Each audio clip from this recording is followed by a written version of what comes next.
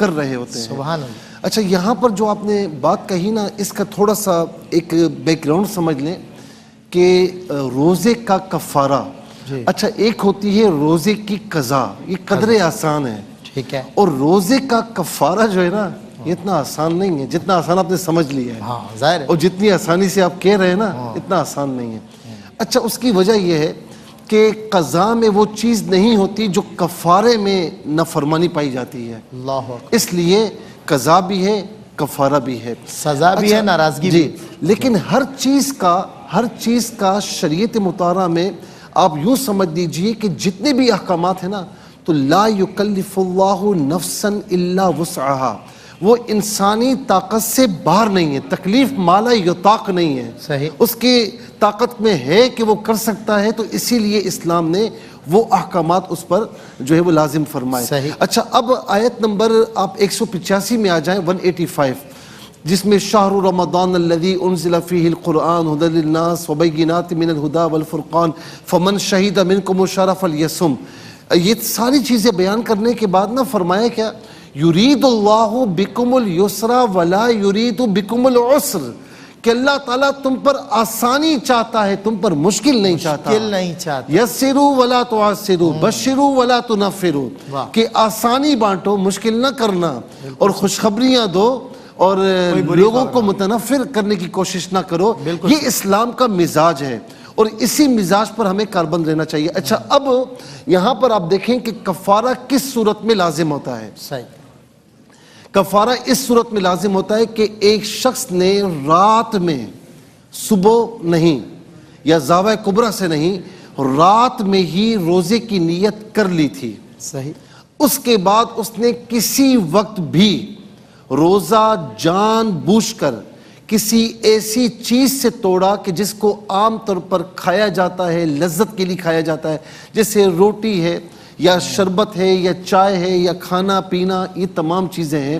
تو اگر اس نے جان بوجھ کر بغیر کسی شرعی عذر کے، بغیر کسی مجبوری کے اس طرح کیا تو اس پر قضا بھی ہے، کفارہ بھی ہے. لیکن شرط یہ ہے کہ اس نے نیت رات سے ہی کی ہو. اچھا، اور اس میں نیت ضروری ہے، ارادہ بھی ضروری ہے. رات سے اس نے ٹھیک ہے روزے کی نیت، روزے کی نیت، ارادہ ضروری ہے. جی جی بھائی. صبح اگر نیت کی ہوگی تو پھر نہیں ہوگا، پھر وہ قضا ہی ہوگی. اچھا دوسرا اس میں ایک شرط اور بھی ہے کہ کوئی مٹی کھا گیا یا کوئی ایسی چیز جو کھائی نہیں جاتی، جو پی نہیں جاتی، تو اس سے قضا تو ہوگی، کفارہ نہیں ہوگا. وہ چیز جو لذت کے لیے کھائی جائے، جو عام طور پر کھائی جاتی ہے لذت کے لیے، غذا کے لیے، نفسانی خواہش کا اس میں غلبہ آ جاتا ہے نا. نہیں وہ ذرا سن لیں، جو غذا کے لیے کھائی جاتی ہے، لذت کے لیے کھائی جاتی ہے، تو اس کو اختیار کرنے سے پھر قضا بھی ہوگی، کفارہ بھی ہوگا. یہ بھائی ایک بات ہو گئی.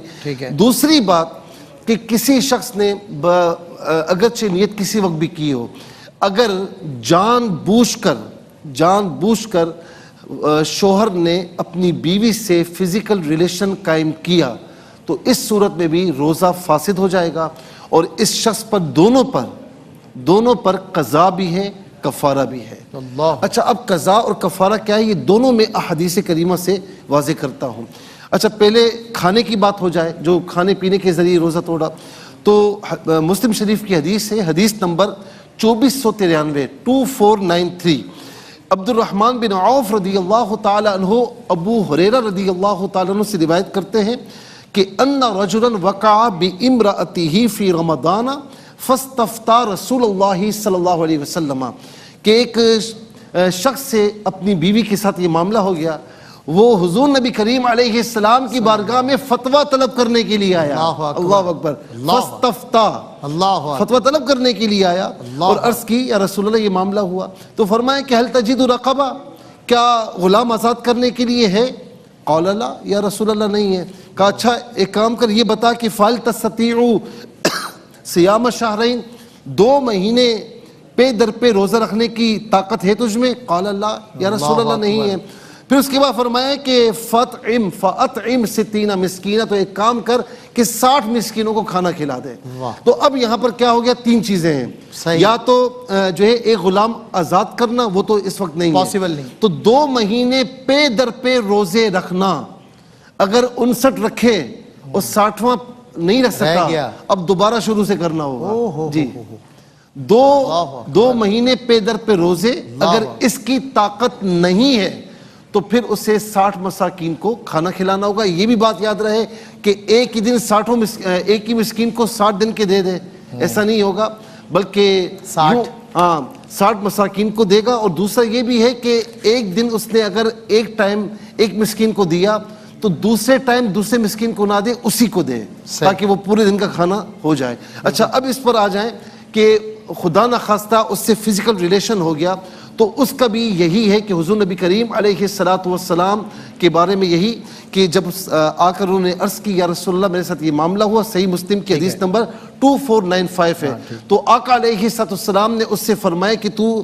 جو ہے وہ ایک غلام آزاد کر. یہ نہیں کر سکتا تو پھر 60 روزے پہ در پہ رکھ.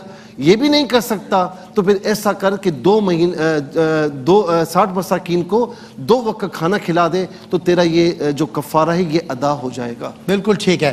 میں پروفیسر ڈاکٹر عاطف اسلم راؤ صاحب, بنیادی طور پہ ہم نے